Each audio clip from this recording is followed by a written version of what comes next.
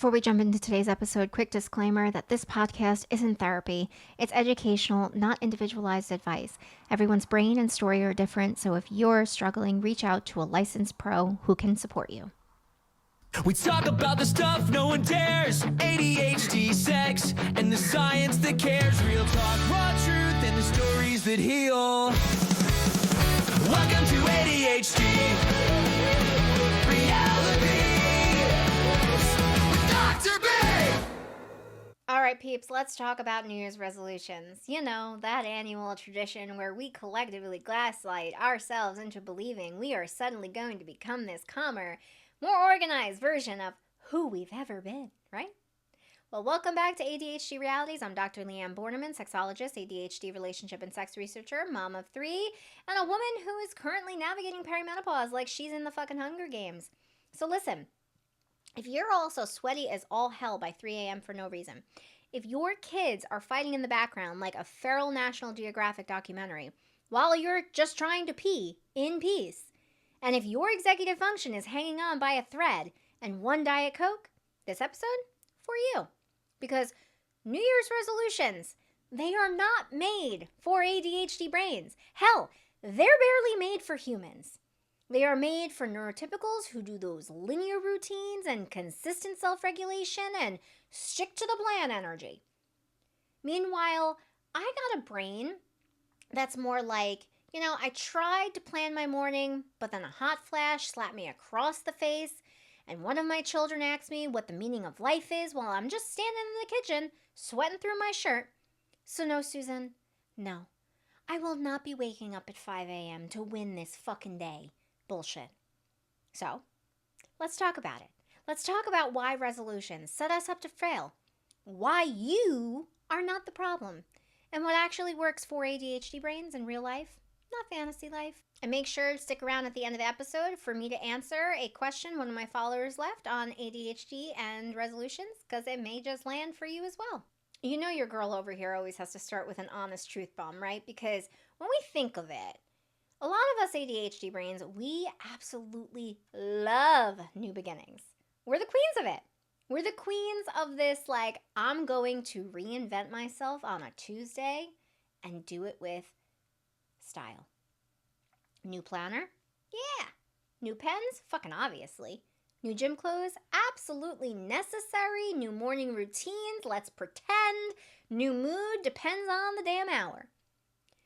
Novelty? It hits like dopamine champagne with a little splash of orange juice. Because January 1st, it is basically, I would say ADHD Disneyland.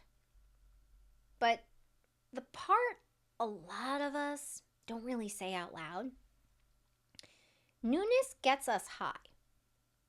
Consistency brings the crash.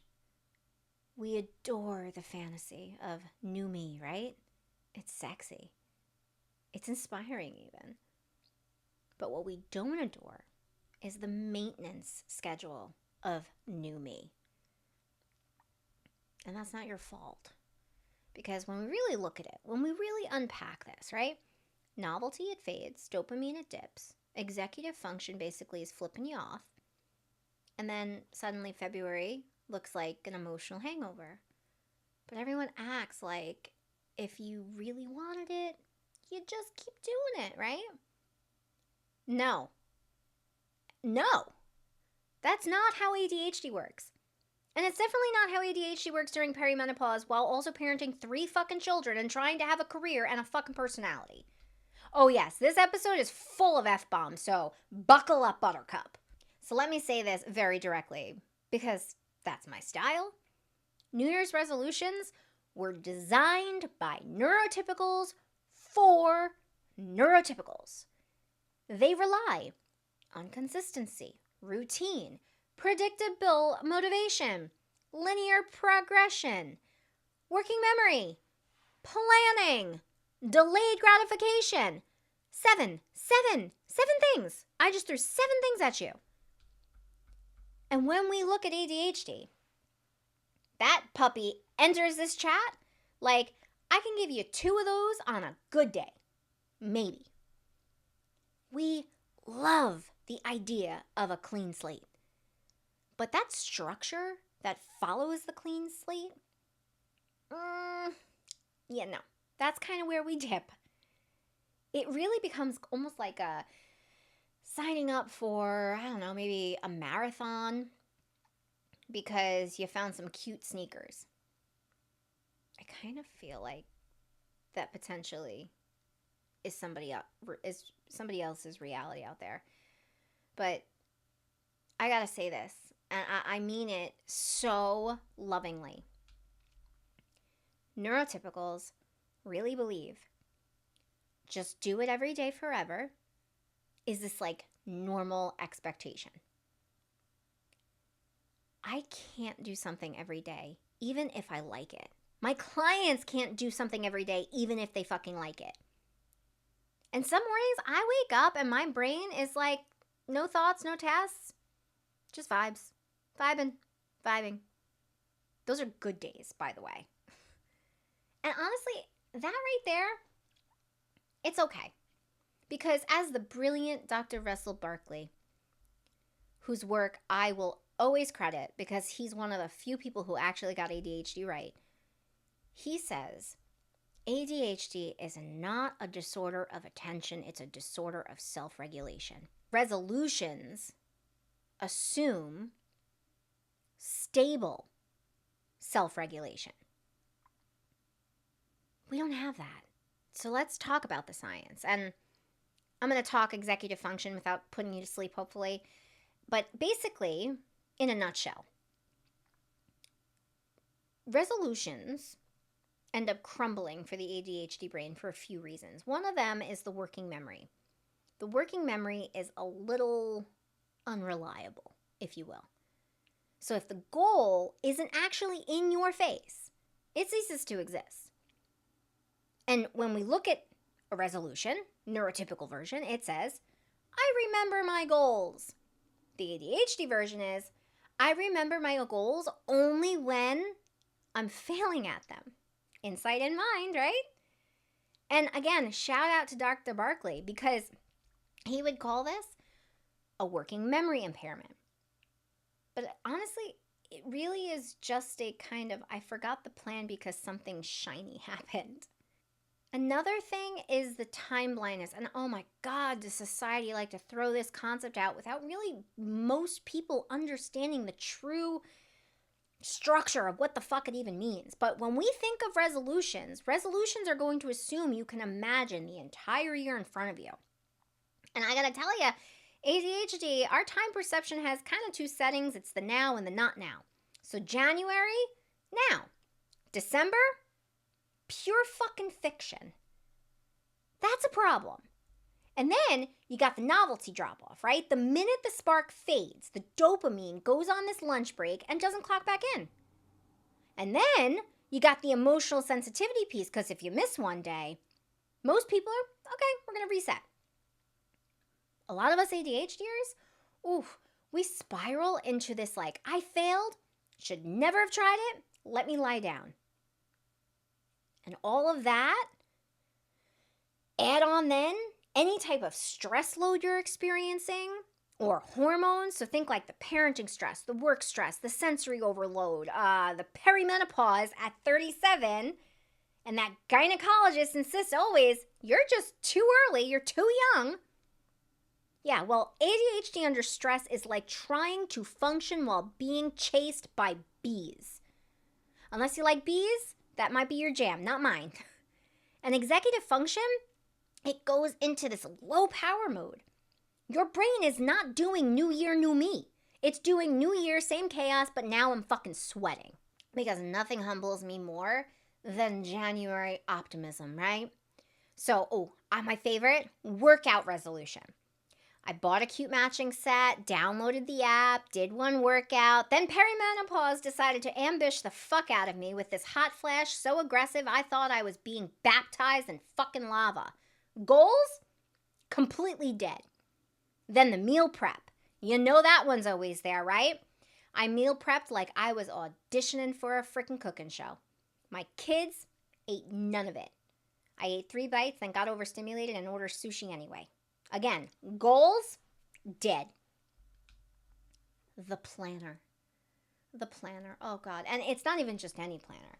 You know, it's like the $48, $50 planner that's all jazzed up and has all these cute things that make you think that you're going to fucking actually use it and do it right because it literally has so much shit in it. How could you fucking go wrong?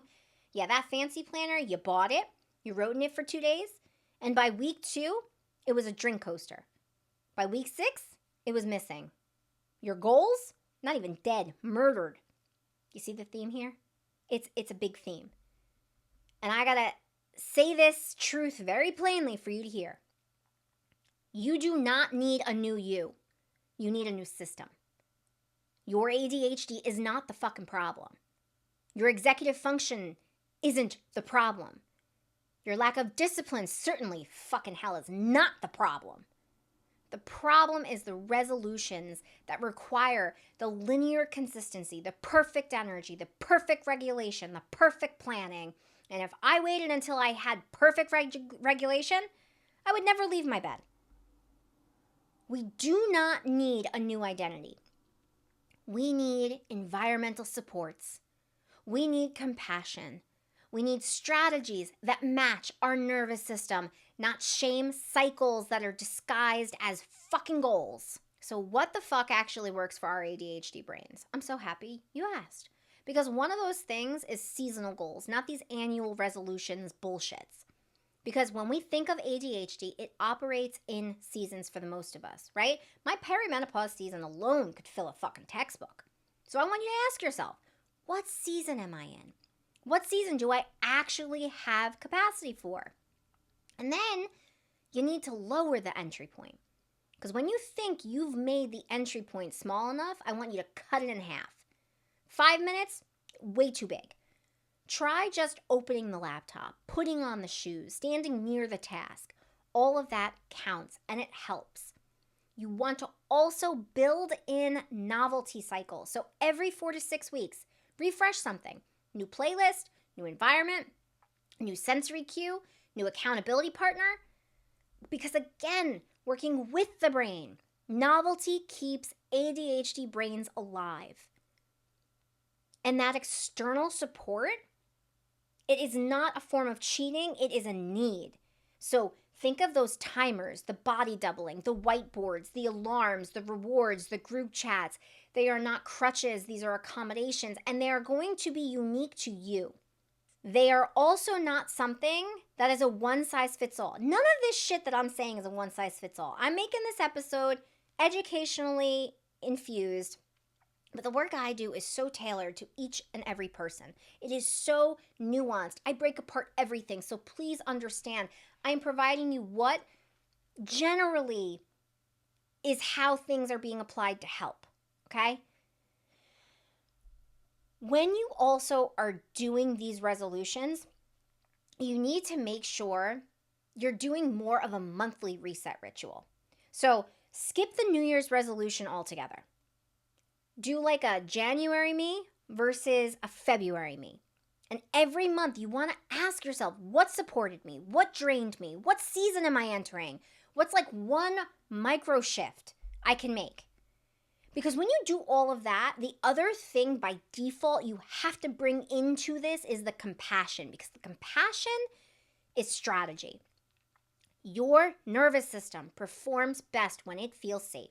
Shame is not safety. Compassion, it is fuel. Shame is basically the sand in the gears, so it doesn't do you splendid. And here is the part where I get very, very real, if none of this was already real enough for you. ADHD brains, we are not inconsistent. ADHD brains are cyclical. ADHD brains are persistent. ADHD brains are adaptive. And ADHD brains, we are freaking fierce. You are not failing resolutions. Resolutions are failing you. So the new year, new me shit, fantasy, is neurotypical purity culture. Our version New year, same me, motherfucker. But this time with supports, self-awareness, refusal to participate in shame culture. If you enter this year with softness, flexibility, and ADHD-informed structure, you will get farther than any resolution ever could. I want to thank you for being here today, taking the time to listen to this. And if you're not somebody that likes F-bombs, sorry, but this information is important. So try to bleep it out of your mind. I am who I am. I masked for way too long of my life. I sure as hell am not doing it here. But if this did resonate with you, that is so freaking awesome. If you feel seen, even better. If you finally understand why maybe the planner graveyard in your closet exists, welcome home. You are not behind, you're not failing, you're not broken. You're just a human being with an ADHD nervous system trying to function in a freaking world built by people who don't even sweat during hot flashes. And that's important to note. Stick around for me answering the one question one of my followers answered. I don't know why a lot of you didn't ask questions. I feel like the use me, abuse me, like take me for free. Do that more often, people. But stick around for that question. If not, I'll see you next episode. Take care, drink water, lower your expectations by 30% in a way that works with your brain, not against it. Don't necessarily lower them, but redefine them, right? Because it's good for your functioning, your executive functioning, I might add. Until next time, be well. Q&A with Dr. B. Nuance, science, honesty. All right, as promised, I want to answer a listener's question because it was a good question and it was the only question, but I made a promise, so here we go. The question word for word was resolutions and goals. What are workable constructs for us? You have just received your diploma. I graduated with my BA last December at 55, and being diagnosed 2 months earlier would not have made it without medication, but it was still difficult.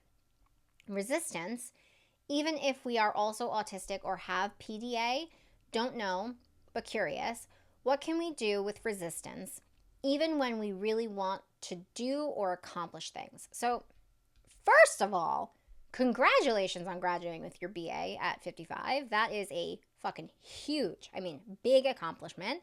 And that is not like it worked out. That is, I dragged my executive functioning across the finish line with sheer persistence and whatever nervous system scrapes I had left. And I know exactly that feeling. But yes, medication, definitely a tool. But you did that. You fucking did that. That is fucking awesome. But let me just talk about your question, because you just named the exact tension every neurodivergent adult feels in January, right? The goal exists, the desire is strong, but the resistance feels like hitting that invisible wall. And again, I will say this so many times, that in itself is not a character flaw. It is not about being lazy. It is not about you sabotaging yourself. It becomes a nervous system reality. And let's break it down. So when you ask